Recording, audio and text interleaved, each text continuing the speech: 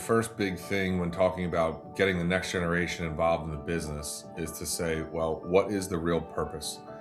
I think families kind of walk their way right into family business structures without thinking through purpose. Some of the purpose could be legacy.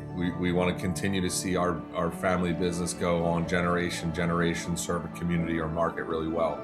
Some families say, well, it's financial stability for our kids. They can make money through the business and we don't necessarily have to worry about what they're going to do out in the free markets to do something else. Others think it's relational. I want to work with my kids in the business to spend more time with them.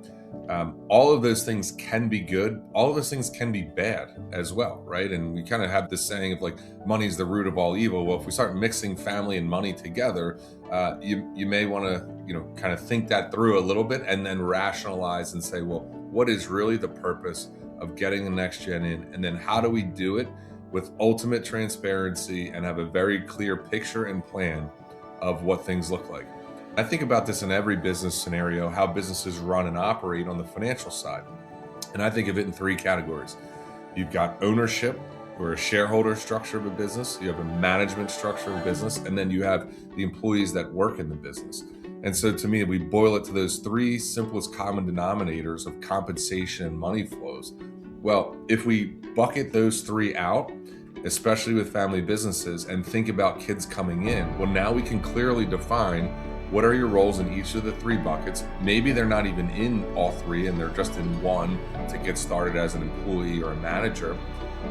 That way, what happens is we're not constantly looking into the other segments and say, well, where's the money there and where are the issues here? We're simply defining and saying, here's how this business structure operates. Here's where you're going to fit in and here's how you're going to earn. So I think that is one of the most common threads I see with family businesses of where things go wrong. At the end of the day, right, your family enterprise is there to probably make money. And so if it's not very clearly defined how that next gen is going to get involved and what the trajectories look like in terms of those three buckets, I think you set yourself up for lots of awkward conversations. You set yourself up for some butting of heads, and you end up in a situation, say, well, why do we even get our family involved in this? Because now it's causing issues for the greater family and maybe working against those goals we talked about earlier, which is I want to be around my kids in the business. I want to spend that time and extend that legacy.